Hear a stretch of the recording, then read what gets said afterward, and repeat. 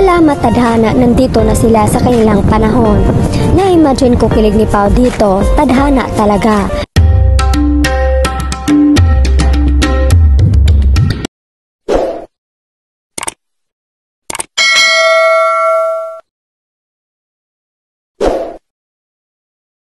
Pinagkaguluhan naman ng netizens ang throwback video ng September 25, 2011.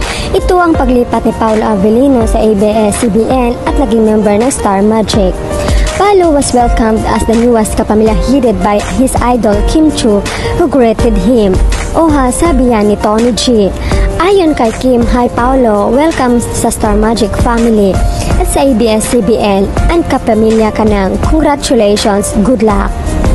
Bumuhos naman ang komento at reaksyon mula sa mga netizens ang nasabing video.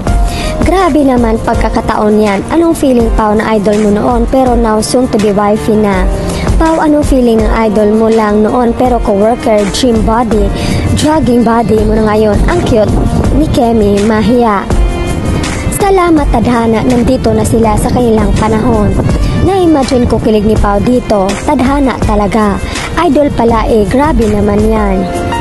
Isa sa patunay na nagkataon talaga, diba? Kaya fave na walang words na yan. Nagkataon ng welcome, nagkataon nagkatrabaho, nagkataon pareho ang gusto, nagkataon na in love.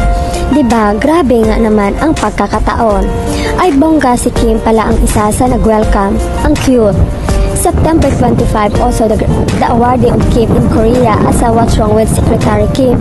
Also about dun sa wedding scene ng Kim Pao, sasama si Pao sa Korea. Wow, galing tadhana nga naman talaga since 2011. Pinapangarap na talaga ni Pao si Kemi. Destiny talaga sila. Worth the wait. Ang galing. What destiny. I love it. Worth the wait. Wow, ang sweet naman ni Kemi.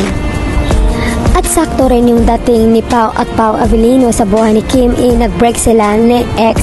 Maniniwala na talaga ako sa destiny kung makatuluyan sila ni Kim. Lakas nila kay God, yung hindi binuong love team at yung ang push sa kanila ay bigla rin nawala, na para bang sinasabi na safe na si Kim kay at Pao Avellino. At yung pagkawala rin ng manager ni Pao, connected lahat, they both got hurt. Good hurt. Right timing at the right age. Kakilig idol talaga si Chinita. Pangarap lang dati na nagkatotoo. Ganda talaga love story ng magjowa na to. Yung movie nila, true to life story na lang nila. Ganda kasi sobrang kilig. Ang galing talaga ng pagkakataon.